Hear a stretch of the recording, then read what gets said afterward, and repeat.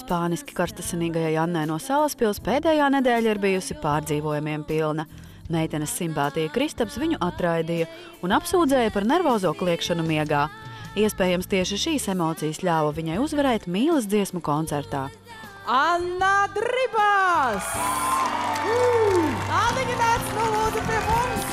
Spāņu zinātāja Anna Dribas no Salaspils ir mūsu Okārpes akadēmijas 3. koncerta uzvarētājā!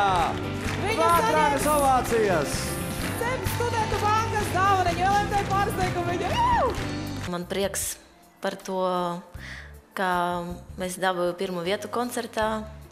Paldies visiem maniem atbalstītājiem un sūtu jums daudz bučas. Jūs esat vislabākie. Bet tev bija īstā sajūta, tev bija sāpīgi.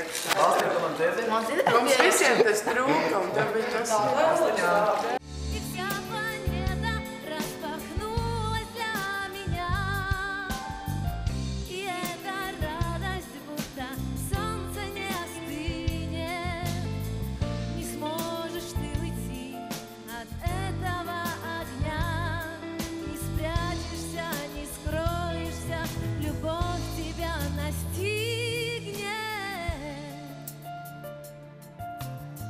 Es esmu ārkārtīgi laimīga, ka es esmu šeit un es esmu redzējis tavu priekšnesumu, kas atkal priekš manis ir tiešām pilnība no A līdz Z. Otrakārt, es gribu teikt, ka tiešām acīm redzot tieši tādēļ, ka tu esi tik jūtīgi, tik kaislīgi un tik atklāti savā personiskā dzīvē, kurai mēs, diemžēl, brīžiem varam sekot līdzi, tieši tādēļ tu arī uz skatuves tā uzmirdzi un tā uzrunā. Un es domāju tā, ka maestro Pauls var būt ļoti laimīgs, ka tu izpildi viņa dziesmu tieši šādā versijā. Un šovakar dzims tiešām šeit starp mums 11 vēl viena jauna zvaigzne. Paldies tev! Es redzēju, ka tava mamma ļoti raudāja.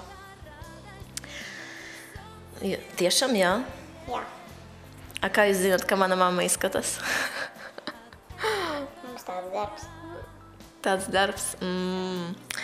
Es to neredzēju, bet vienkārši mana māte ir arī emocionāls cilvēks. Viņā priecēs droši vien par mani. Gulēšu kā karaliene, bet pietrūkst. Kaut kas. Tev pietrūkst? Nu, es gribu vienmēr ar visiem būt, bet es tikai taču gulēšu šeit. Kā vēlies? Bet man ļoti patika. Vai tu aicināsi kādu ciemos? To jau redzēsim. Es tev gribu pateikt vienu lietu. Zini, kas ir? Vienkārši mums jāsaprot, kāpēc mēs te esam atnākuši. Ne? Es zinu, kāpēc es atnesu uz šovu. Es gribu dziedāt, bet, tā jau gadas, zini, kā ir. Roza lietus līst.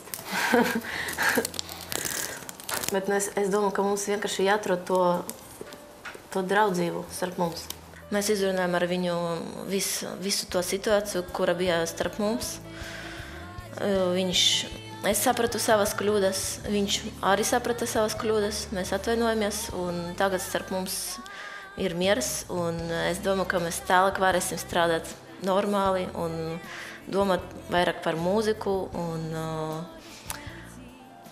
parādīt tos talantus, kuri mums vēl ir iekšā, kaut kā parādīt sevi no citas puses.